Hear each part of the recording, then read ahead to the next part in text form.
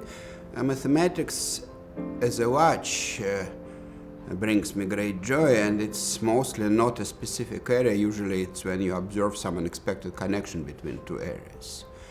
But generally you can even see it at a school level, even in school curriculum.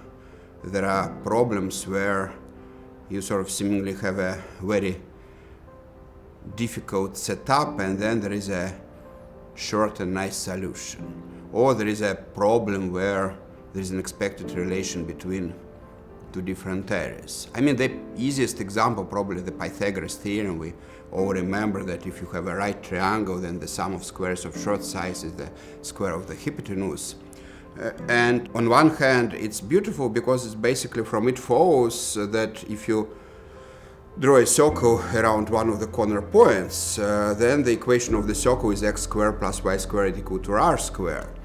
And well, it seems simple and maybe boring, but then you realize that on one hand you have a circle, a perfect geometric object. On the other hand, you have equation x squared plus y squared equal to r squared. Turns out those two are the same objects.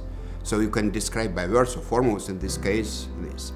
And then the other thing, which is really people don't understand, that it has some practical importance. Well, now it has gone beyond. There are multidimensional version of that, and quantum mechanics Hilbert spaces use multidimensional version of it.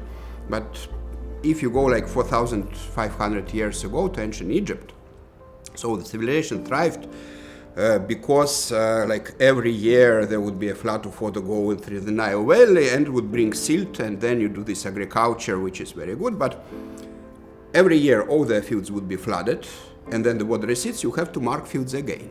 So you send some special people, scribes, educated people, and there were about like 300,000 of them in Egypt out of 10 million population.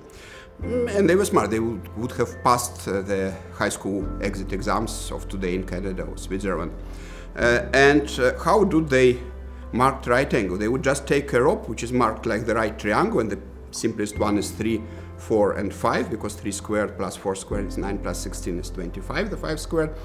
And so we just have 3 persons pulling this at the points marked, well, 3 meters, 4 meters, 5 meters, and then you get right triangle. So they actually did use these to mark the fields, and you had to do it every year. So it's a thing which is beautiful connection between two areas of mathematics, several beautiful proofs of the result, and then practical importance.